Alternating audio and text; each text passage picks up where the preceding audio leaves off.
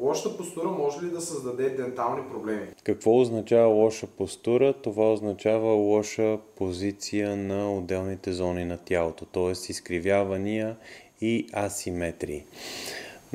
Предвид това, че нашето тяло е една свързана система и че имаме мускули и фасции от ходилото до черепа, една лоша постура може да доведе до изкривяване на захапката и разбира се обратното. Една лоша захапка може да доведе до изкривяване на тялото.